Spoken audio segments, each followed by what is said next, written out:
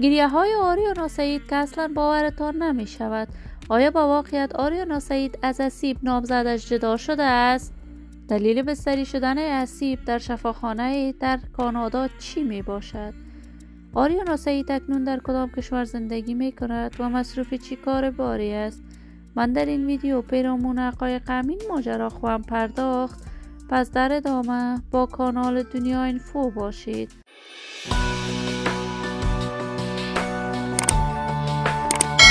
سلام و سلامتی ایام و کامتان باد. شما را خوش آمدید میگم به یکی دیگر از ویدیوهای جذاب کانال دنیا اینفو.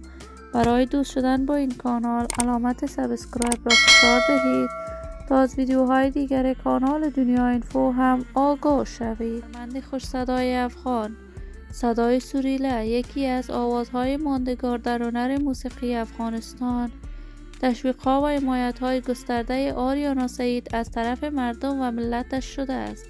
آریانا اما ساله کنسرت‌هایی برای دوستداران و طرفداران صدایش در سرتاسر جهان با مدیریت اسیب نامزدش برگزار می‌کند. درآمد خیلی خوبی از کنسرت‌هایش داشته است. آریانا سعید چند قبل کنسرت بزرگ در استرالیا برگزار کرد و دوباره طرز پوشش آریانا سعید مورد نقد گسترده‌ای در صفحات مجازی شده است.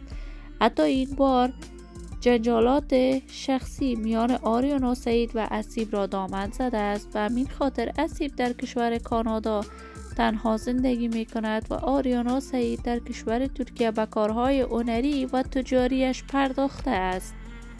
قرار است آریانا سعید در کشور ترکیه بار دیگر برندی از لباسهایش را بسازد که این کار آریانا سعید مورد حمایت و تشویق گسترده افغانها قرار گرفته است. اما تاکنون دقیق معلوم نیست به چه دلیل آریانا از اسیب جدا شده است، ولی هر کس خودش میداند و زندگی شخصیش. من آرزوی موفقیت، سعادت و خوشبختی برای این بانوی هنرمند از بارگاه عزت لایزال تمنا دارم.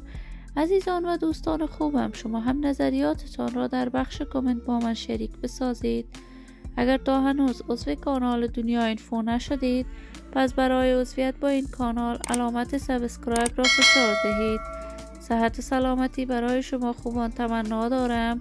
تا درودی دیگر، امیتان را بر لای منان سپرده. موفق و کامیاب باشید.